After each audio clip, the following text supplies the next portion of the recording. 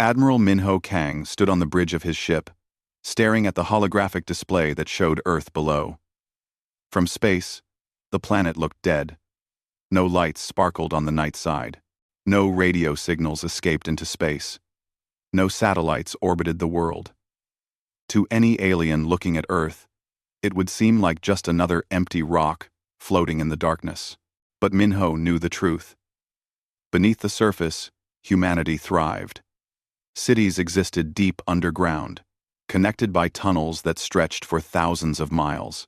Millions of people lived there, working, laughing, and raising children who had never seen the real sky.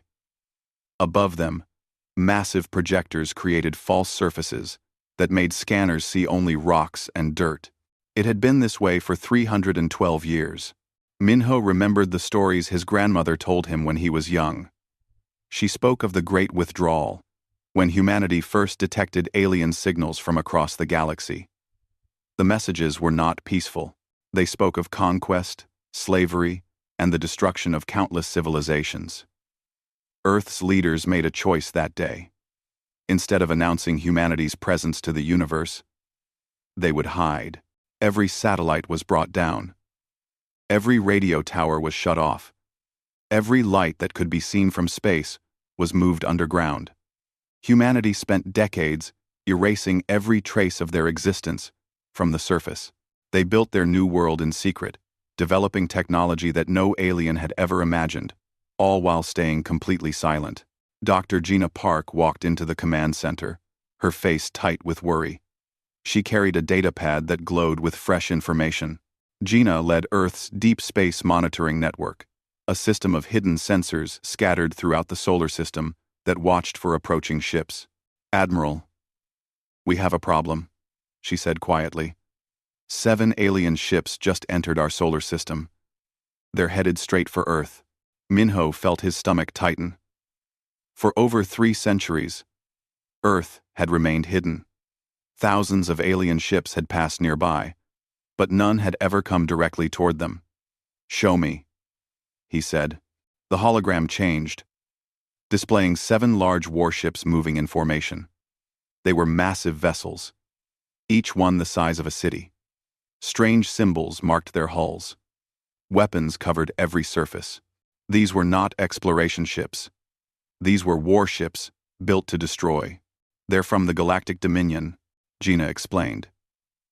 "We've been monitoring their communications for decades. They control over 3,000 worlds. They conquer every planet they find." "Do they know we're here?" Minho asked. "I don't think so," Gina replied. "Their scans are basic. They're treating Earth like any other dead world. They probably just want our minerals and water." Captain Yuna Lee entered the bridge at that moment. She was young but skilled, one of the best pilots in Earth's hidden fleet. "I can take my squadron out there," she offered. "We'll shadow them. See what they're planning." Minho nodded. "Do it. Stay hidden. I want to know everything about these ships." Yuna saluted and left quickly.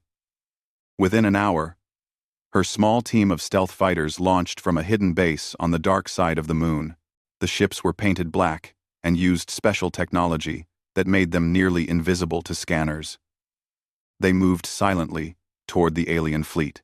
Meanwhile, Minho called an emergency meeting of Earth's Security Council. Holographic images of leaders from around the world appeared in the conference room. Minister Sora Lim spoke first. She was Earth's chief diplomat, though she had never actually met an alien face to face. "We knew this day might come," Sora said calmly. "The question is, what do we do about it?" "We stay hidden," one council member argued. "That's what we've done for 3 centuries. Our stealth technology is perfect. They'll scan the planet, find nothing interesting, and leave." "And if they don't leave?" another member asked. "What if they decide to strip mine our continents? What if they bomb the surface just to be safe?" The argument continued for hours.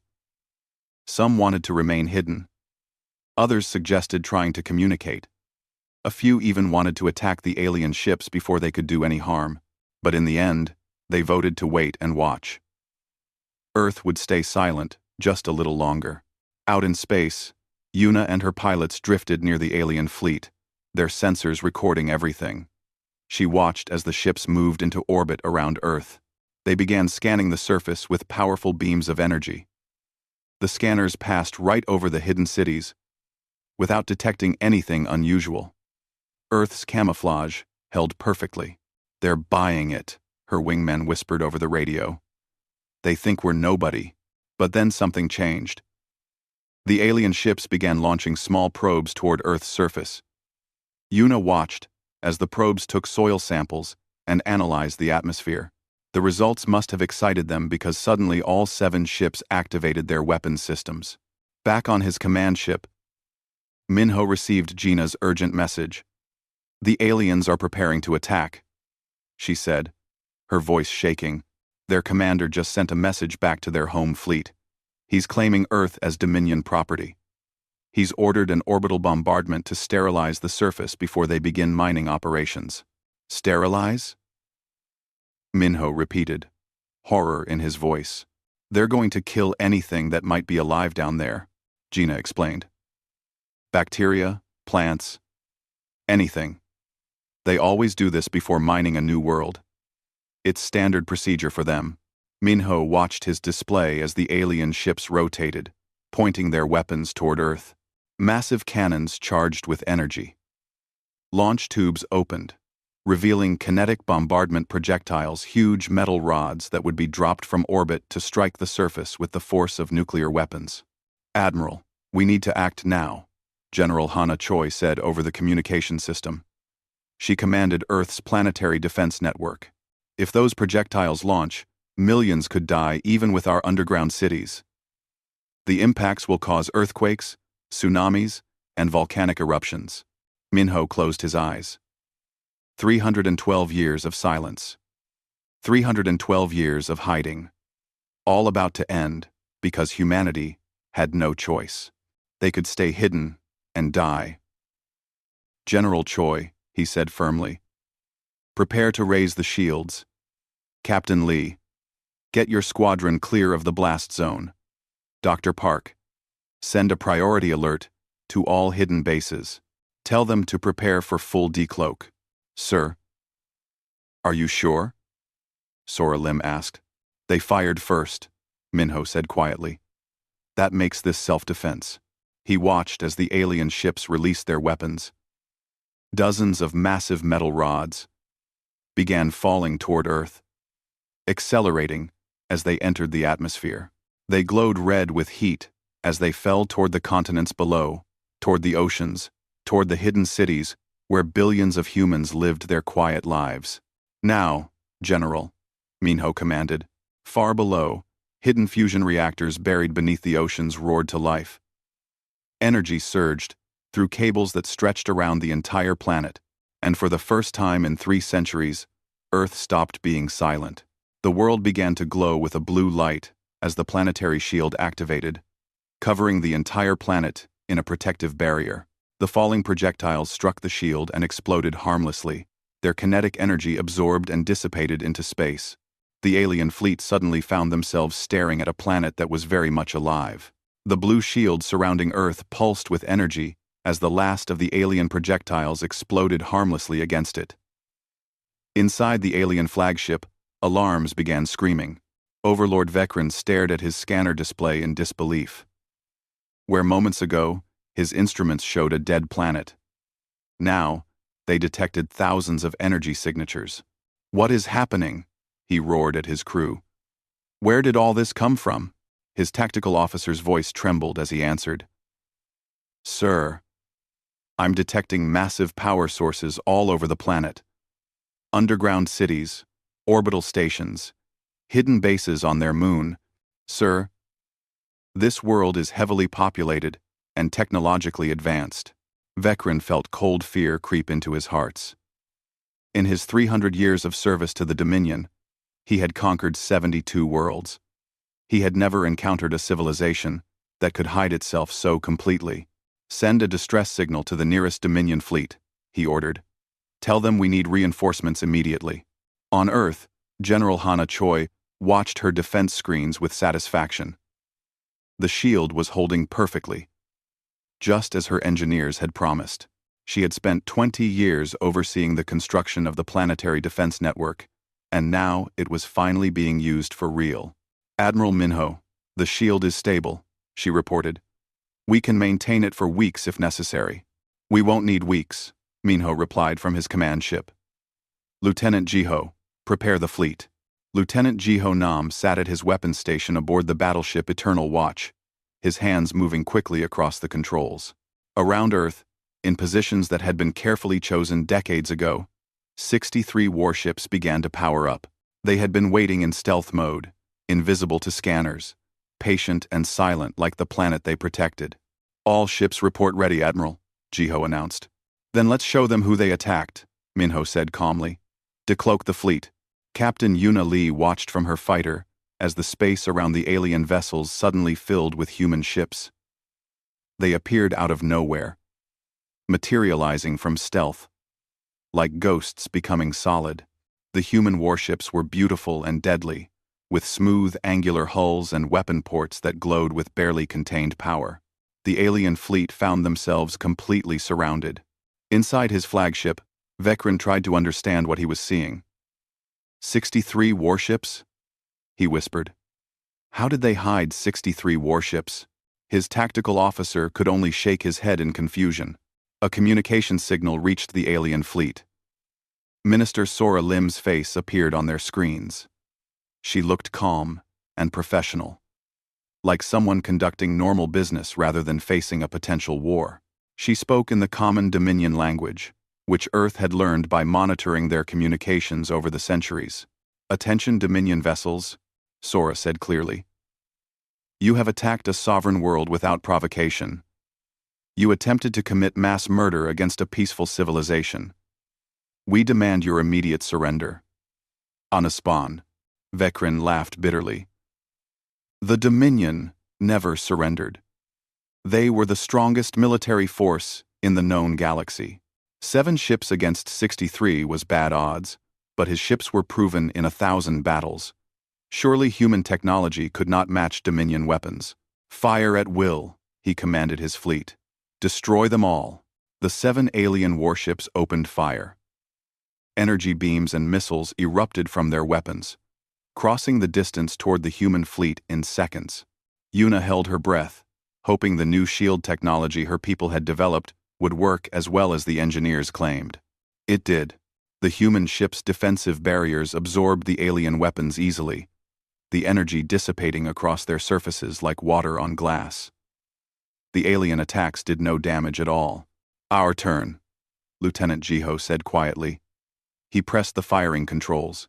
The human fleet responded with weapons the Dominion had never seen before. Railguns fired metal slugs at incredible speeds, the projectiles moving so fast they were nearly impossible to dodge. Plasma cannons sent streams of superheated matter that burned through alien shields like paper. Smart missiles used artificial intelligence to predict and counter every evasive maneuver the Dominion ships attempted. The first alien warship exploded in less than 30 seconds. Its shields failed, its armor was penetrated, and its power core detonated in a brilliant flash of light. The second ship lasted almost a full minute before it too was destroyed. The third tried to run but was caught by a railgun shot that tore through its engines. Vekran watched in horror as his fleet was systematically destroyed.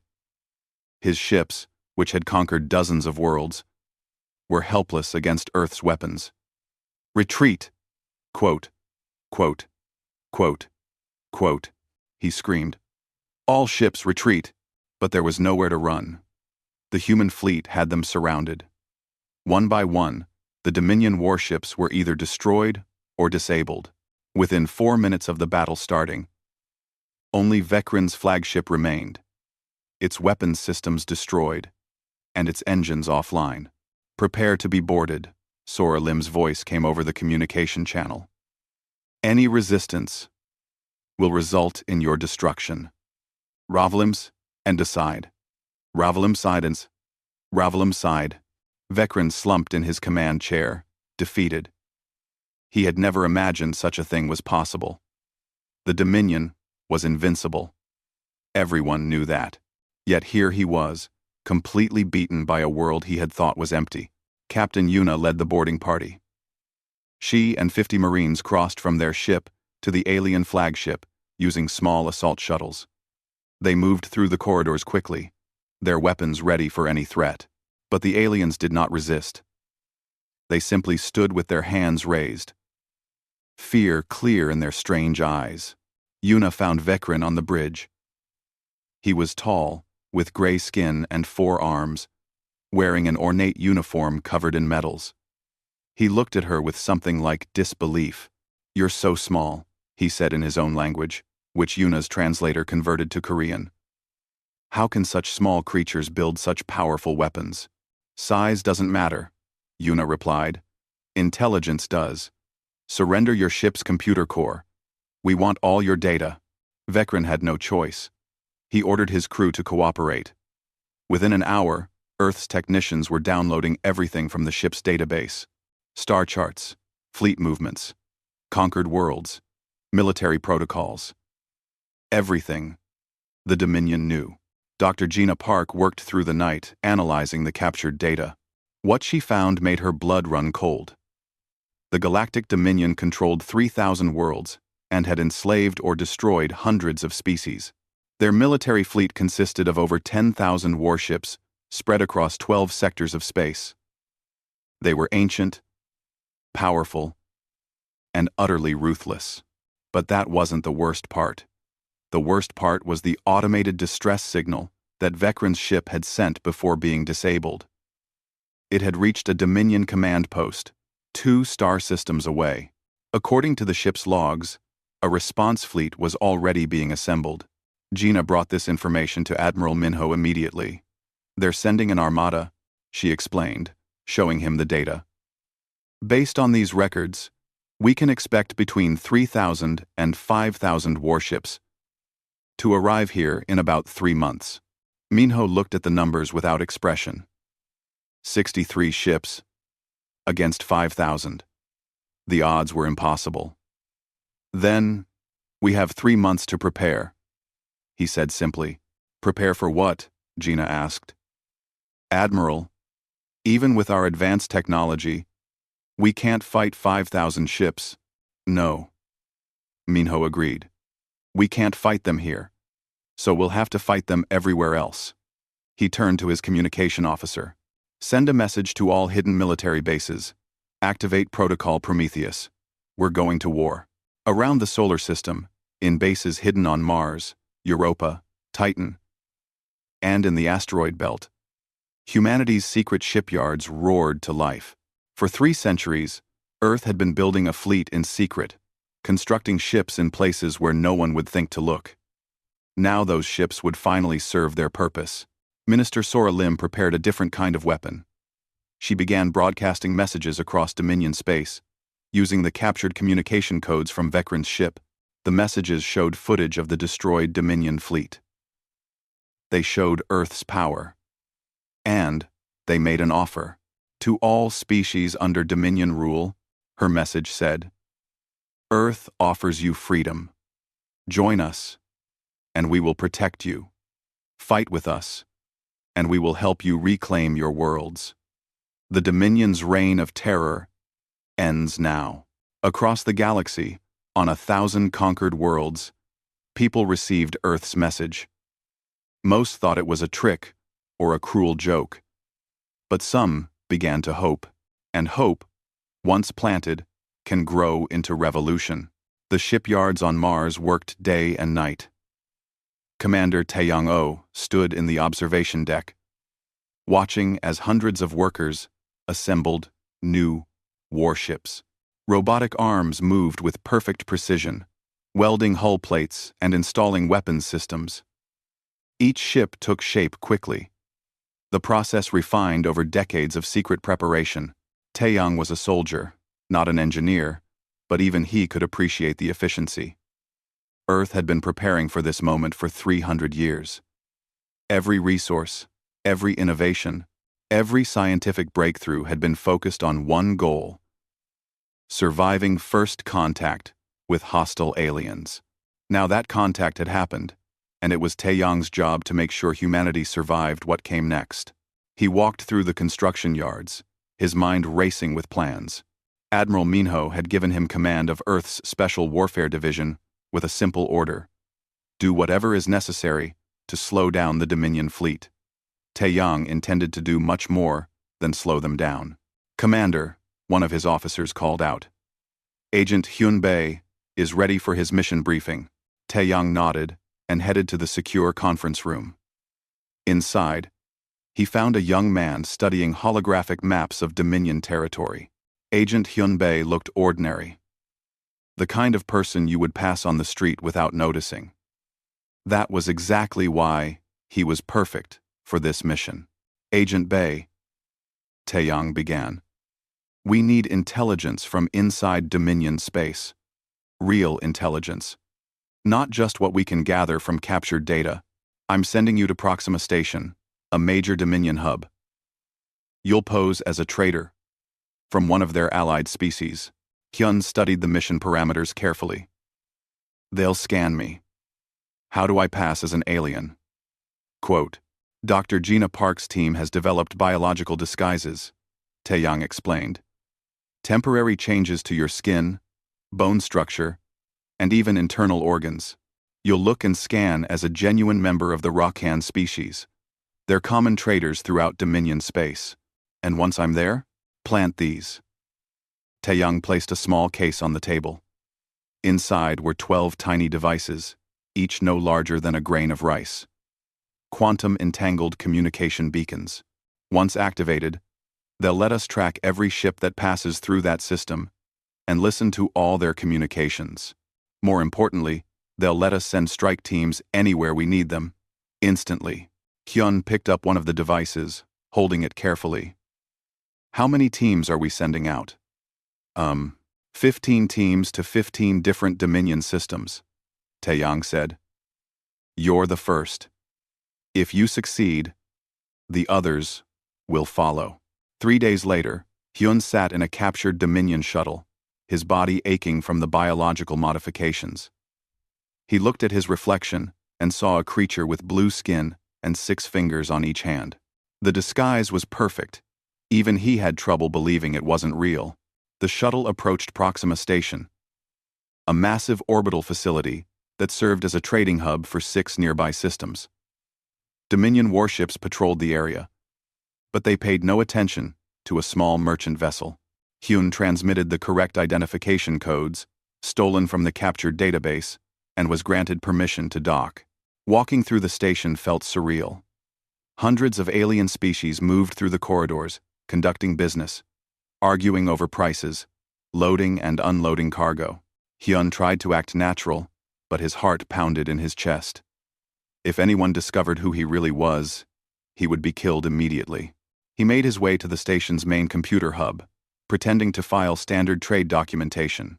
While the terminal processed his fake paperwork, he quietly attached one of the beacons to the underside of the console.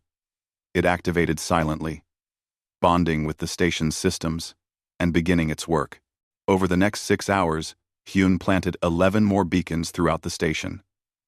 Each one would give Earth unprecedented access to Dominion military communications and logistics. His final beacon was placed in the private office of the station's military coordinator. As he left the office, he nearly collided with a Dominion officer. The alien looked at him suspiciously.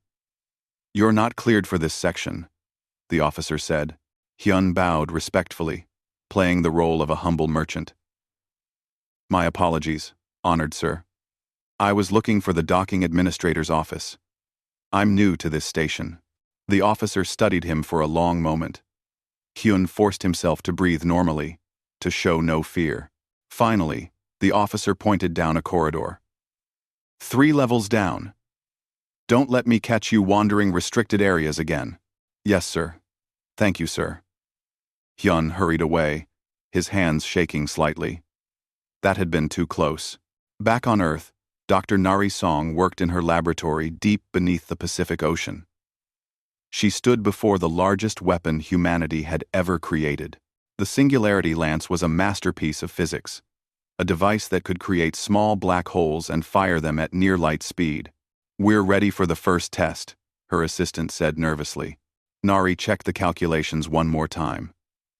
The weapon required enormous amounts of power, more than a small city used in a year. Only Earth's largest battleships could carry one, but the destructive potential was worth it. A single shot could destroy an entire fleet. "Begin the test sequence," she ordered. The weapon hummed to life. Energy poured into the containment chamber.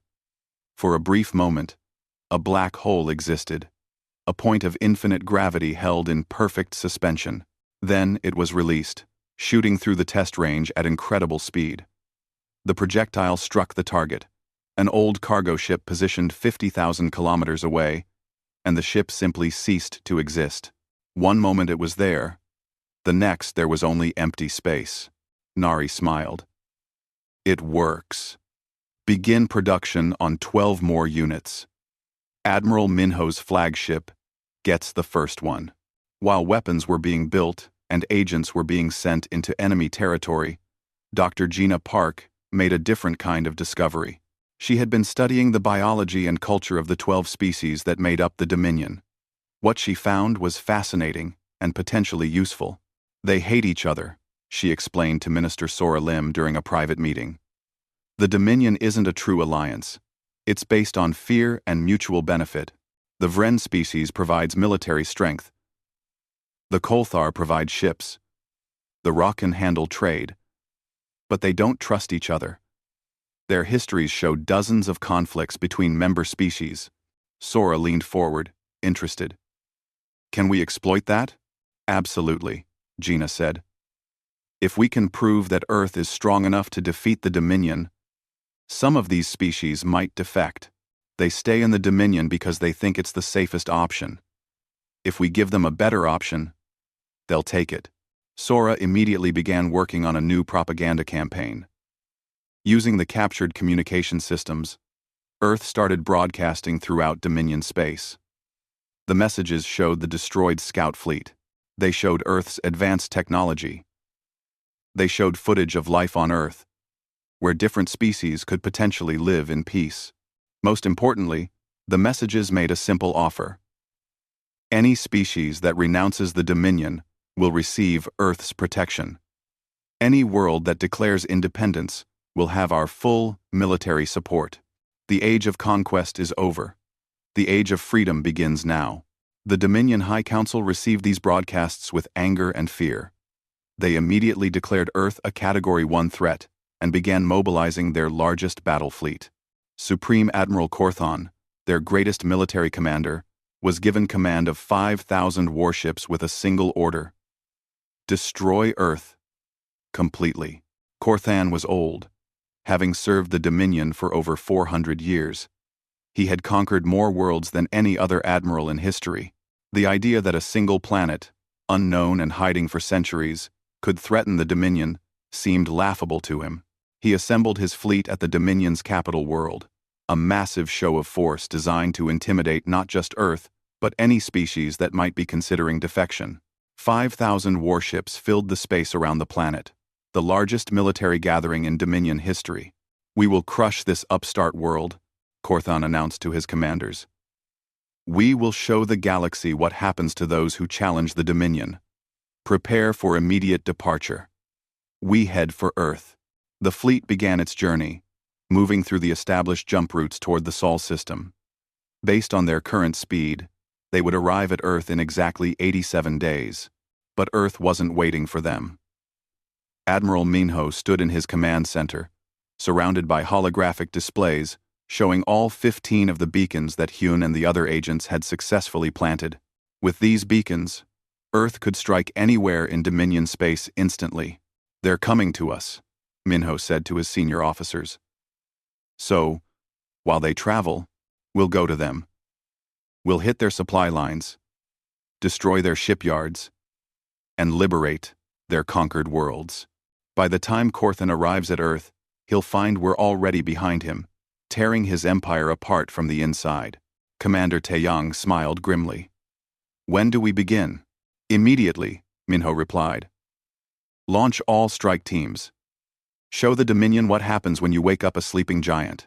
Across the solar system, Earth's fleet prepared for war. Hundreds of new ships joined the original 63. Marines trained for boarding actions. Pilots practiced attack runs. Engineers installed the new weapons. Everyone knew what was coming. The largest war in galactic history was about to begin, and Earth had fired the first shot by simply refusing to die. Fleet Captain Doyun Park stood on the bridge of the horizon's end, Earth's flagship and the most powerful warship humanity had ever built. The ship was massive, bristling with weapons, and equipped with the first production model of Dr. Nari Song's Singularity Lance. Doyun felt the weight of responsibility on his shoulders. This ship alone could destroy entire fleets, and he was about to prove it. "All systems ready, Captain," his tactical officer reported. Quantum jump coordinates locked on Kelvin 9. Kelvin 9 was the Dominion's primary shipyard, where most of their warships were constructed. Intelligence from Agent Huon's beacons showed that 30 new warships were currently under construction there. Destroying the shipyard would cripple the Dominion's ability to replace losses. "Execute jump," Doyun ordered. Space twisted around the horizon's end as it entered the quantum tunnel created by the beacon Huon had planted months earlier. For a moment, the ship existed in two places at once. Then reality snapped back, and the flagship appeared in orbit around Kelvin 9, 10,000 light-years from Earth. Alarms immediately screamed on the Dominion station. Defensive platforms powered up. 3 warships that were docked for repairs began emergency launch procedures. But Earth had the advantage of complete surprise. "Fire the lance," Doyun said calmly. The Singularity Lance powered up, drawing enormous energy from the ship's reactor. A tiny black hole formed in the weapons chamber, held stable for precisely 2 seconds. Then it was released, shooting across space at nearly the speed of light. The projectile hit the main construction platform. The black hole's gravity tore the station apart from the inside, ripping metal and machinery into streams of matter that spiraled inward. In 5 seconds, the platform and all 30 ships under construction simply ceased to exist, consumed entirely. "Target the defensive platforms," Doyun ordered. His crew didn't need the Singularity Lance. For these smaller targets, conventional weapons would work fine. The horizon's end's railguns opened fire. Metal slugs crossed the distance in heartbeats, punching through shields and armor. One by one, the defensive platforms exploded. The 3 warships that had managed to launch tried to fight back, but they were outmatched. Earth's flagship destroyed them in under 2 minutes. "Mission accomplished," Doyun's tactical officer reported. "The shipyard is completely destroyed." "Good. Jump to the next target." At the same moment, 36 other Earth warships were hitting Dominion targets across 12 different star systems. Supply depots exploded. Communication relays went dark. Military bases found themselves under sudden attack by ships that appeared from nowhere, struck with devastating precision, and vanished before reinforcements could arrive. The Dominion's military infrastructure began to collapse. Major Ara Kim led a different kind of operation. While the warships destroyed hardware, her Marine Assault Corps targeted something more valuable: information and prisoners. She commanded a force of 200 Marines aboard the assault ship Swift Justice. And their target was Station Command 7, a major Dominion military headquarters. "Remember," Ara told her troops as they prepared to board, "we want prisoners, not bodies. These officers know things we need to know. Stun weapons only, unless you have no choice." The Swift Justice pulled alongside the station, using stealth technology to avoid detection until the last possible moment. Magnetic docking clamps locked onto the hull. Cutting torches burned through the armored exterior. Ara was the first through the breach, her stun rifle ready. Dominion soldiers tried to resist, but they had never faced opponents like Earth's Marines. Trained in zero-gravity combat and equipped with powered armor, Ara's troops moved through the station like a force of nature. Within 20 minutes, they had secured the command center and captured the station's leadership. "Download everything," Ara ordered her tech specialists. Fleet movements, supply routes, command protocols, encrypted messages, everything. While her team worked, Ara interrogated the station's commander, a stern Vren officer named Keltor. He glared at her with hatred. "The Dominion will crush you," he snarled. "Supreme Admiral Korthan's fleet will arrive at your world in 47 days. 5,000 ships will turn your planet into dust." 47 days? Ara raised an eyebrow. "Your intelligence is out of date. Let me tell you what's really happening." She showed him a data display. "In the last 12 hours, we've destroyed 17 shipyards, 38 supply depots, and captured 8 command stations like this one. Your fleet's supply chain no longer exists. Korthan's ships are going to run out of fuel, ammunition, and food long before they reach Earth." Keltor's expression changed from anger to disbelief as he saw the data. "Impossible. You can't be everywhere at once." "We can with the right technology," Ara said. "Now, you're going to tell me where the Dominion keeps its conquered species in forced labor. We're shutting down those camps." Back on Earth, scientist Isul Yoon was launching a different kind of attack. She worked in the field of digital warfare, and she had created something beautiful and terrible: the Cascade virus. It was a piece of code specifically designed to infiltrate Dominion computer systems. "Upload it through the beacons," she instructed her team. "Let it spread naturally through their networks." Rob. The virus was elegant in its simplicity.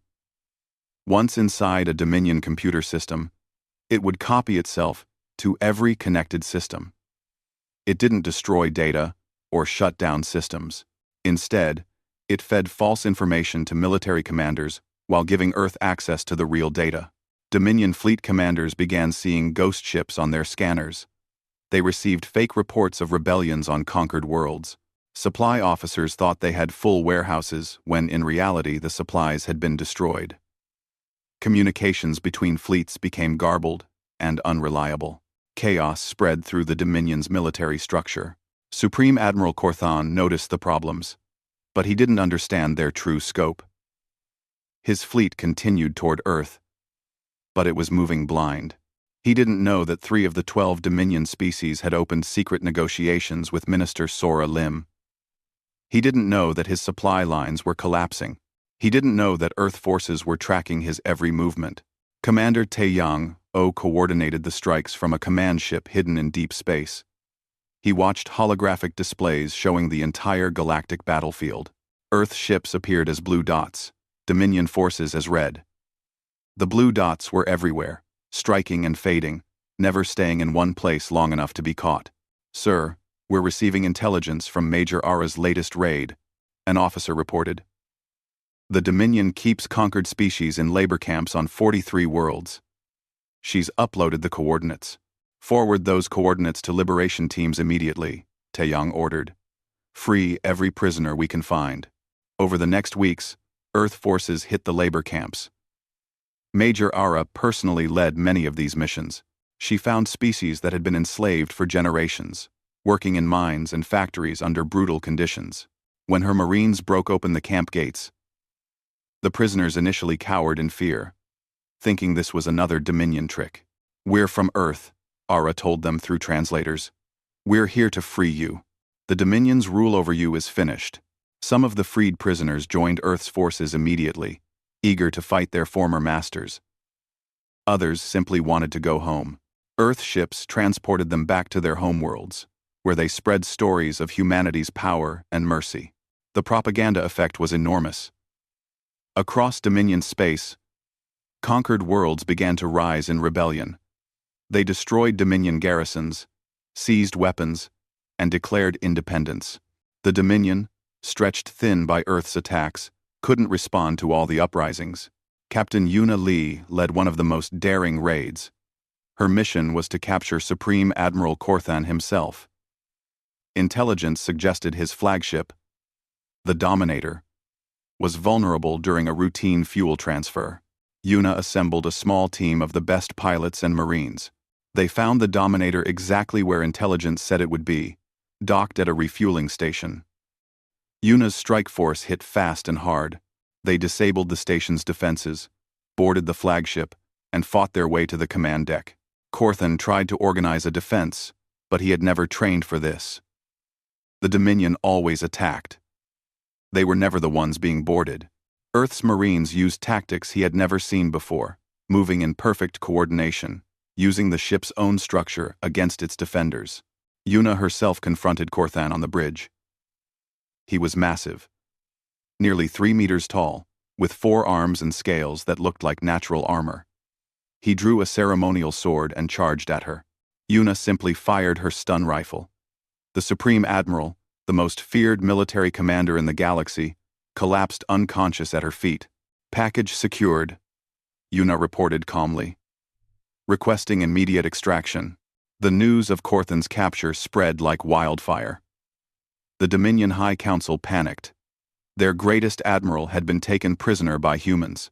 Their fleet, which had been advancing toward Earth, began to fragment as captains argued about who should take command. 3 species formally defected from the Dominion, announcing they would join Earth's alliance of free worlds instead. Others began secret negotiations. The Dominion, which had ruled through fear for 1,000 years, discovered that fear works both ways. Admiral Minho watched the strategic displays with satisfaction. In 87 days of warfare, Earth had dismantled the Dominion's military infrastructure, liberated hundreds of worlds, and captured their supreme commander. The enemy fleet, which had started with 5,000 ships, had been whittled down through constant harassment and losses. Now only 3,000 Dominion warships remained, and they were scattered across a dozen systems, low on supplies and morale. Send a message to the Dominion High Council, Minho ordered. Offer them terms of surrender. The Dominion High Council gathered in their ancient chamber on their capital world. 12 representatives from 12 species sat in a circle, their faces showing fear, anger, and resignation. Before them, a holographic image of Admiral Minho Kang waited patiently for their response to Earth's surrender terms. This is unacceptable, one council member hissed. The Dominion has ruled for 1,000 years. We do not surrender to primitives who only just revealed themselves. Primitives? Another council member laughed bitterly. These primitives destroyed our entire military infrastructure in less than 3 months. They captured Supreme Admiral Corthan. They turned half our conquered worlds against us. What part of this situation makes you think we have any choice? The debate continued for hours. Some wanted to fight to the last ship. Others recognized the reality. Earth had won.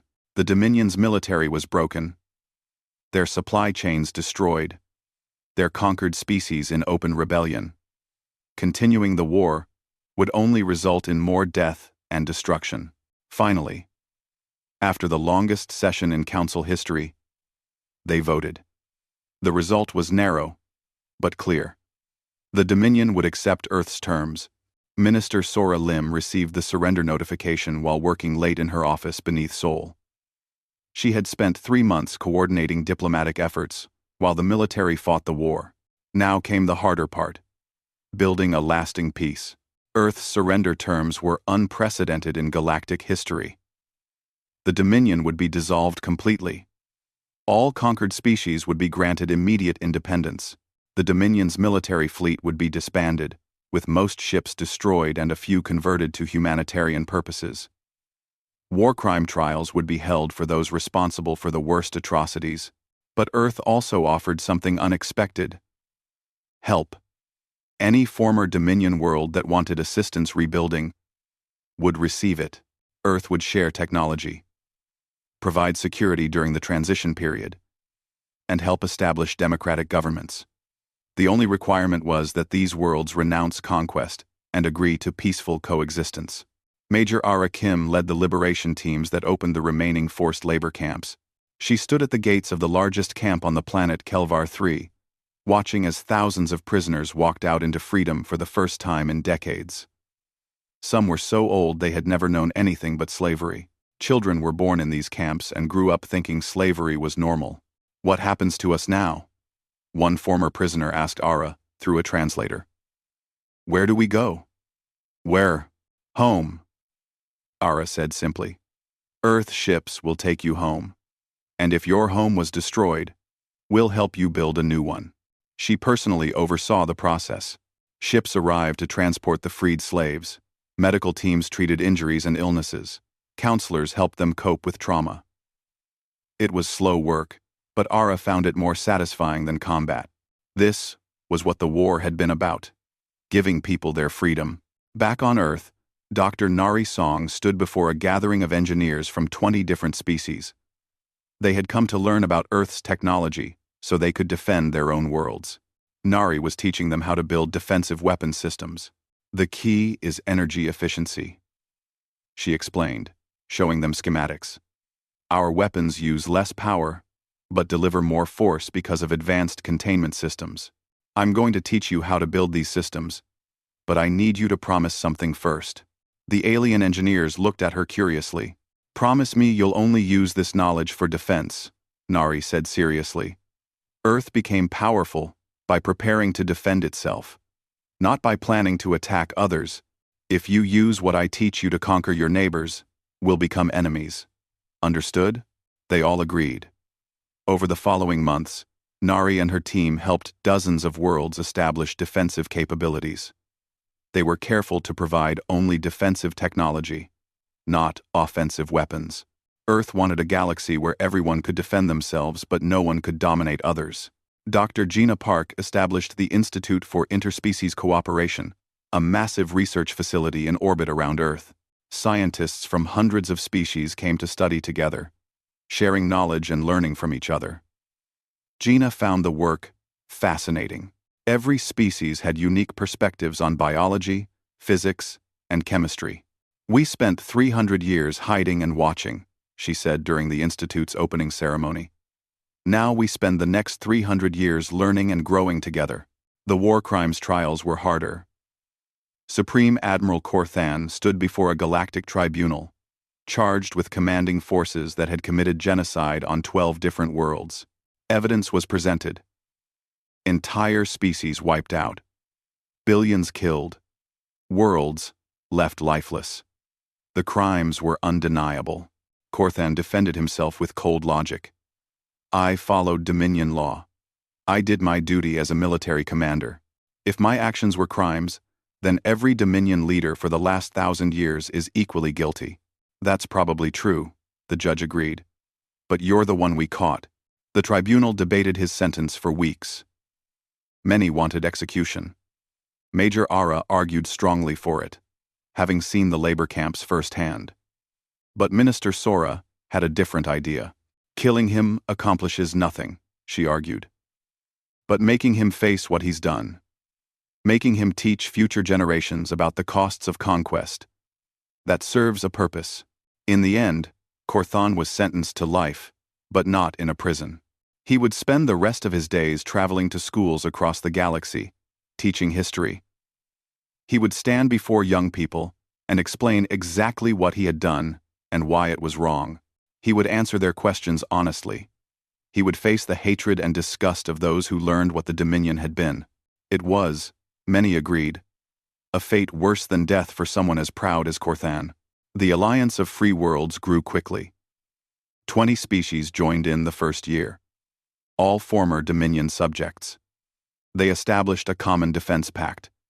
If any member was attacked, all would respond. But the alliance had no central authority, no supreme leader. Each world governed itself and made its own choices.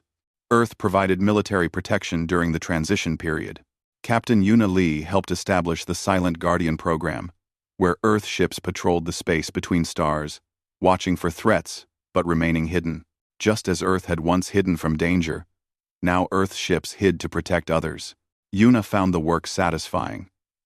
She remembered the fear she felt when the Dominion first appeared, the certainty that Earth would be destroyed. Now she ensured that other worlds would never feel that fear. Fleet Captain Do-Yoon Park took command of Earth's defense forces when Admiral Minho retired. Minho had led humanity through its greatest crisis, and won. Now he wanted to rest, to spend time with his family, to live a quiet life on the surface of Earth for the first time in his career. "You built something remarkable," Doyun told him during the retirement ceremony. "You turned a hidden world into a galactic protector." "I just did what was necessary," Minho replied. "The real credit goes to everyone who stayed quiet for 300 years. They trusted that silence was strength. They were right." Doyun maintained Earth's military tradition. The fleet remained the most advanced in known space. New ships were constantly built and upgraded. Training exercises were rigorous. Earth would never be caught unprepared again. But the military was different now. Earth's forces focused on defense and peacekeeping. They helped build space stations for new alliance members. They escorted trade convoys through dangerous regions. They responded to natural disasters on distant worlds.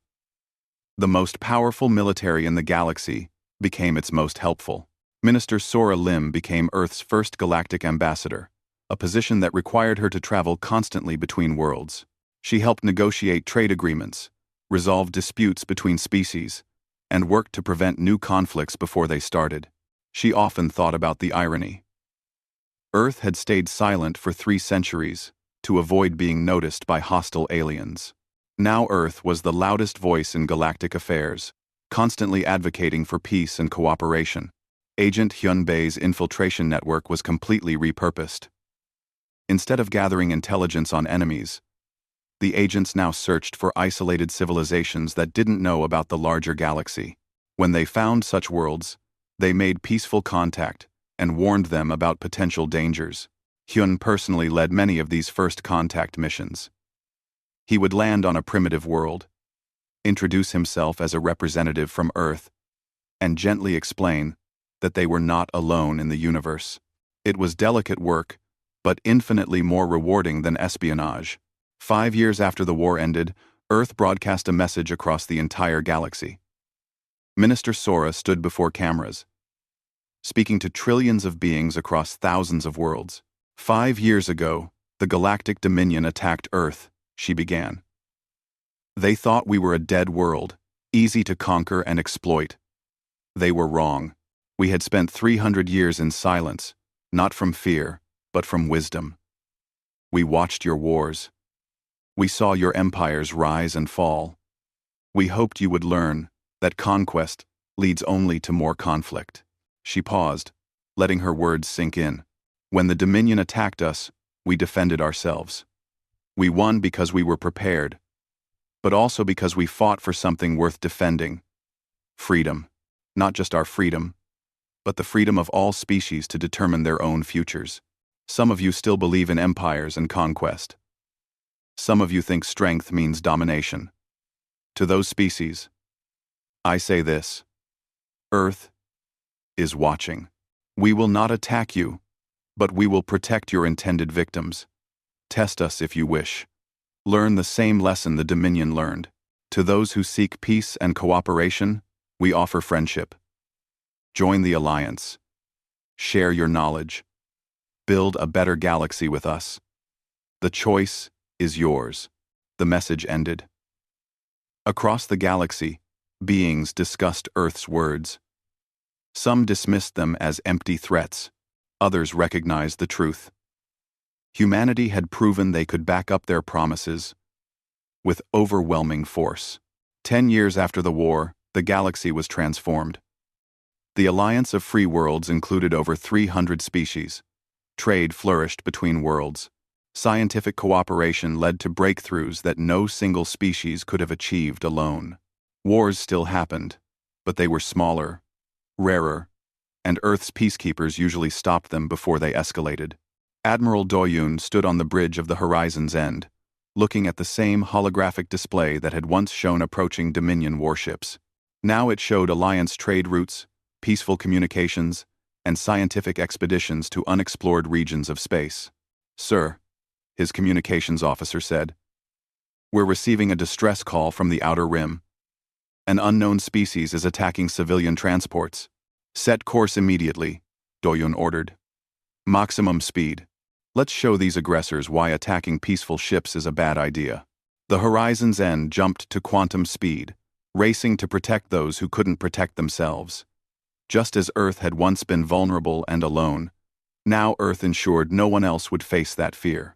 The silent world had found its voice, and that voice spoke of freedom, justice, and the simple truth that strength should protect the weak, not exploit them. The galaxy would never be perfect, but it was better than it had been, and Earth would keep making it better. One rescued ship, one freed species, one peaceful negotiation at a time.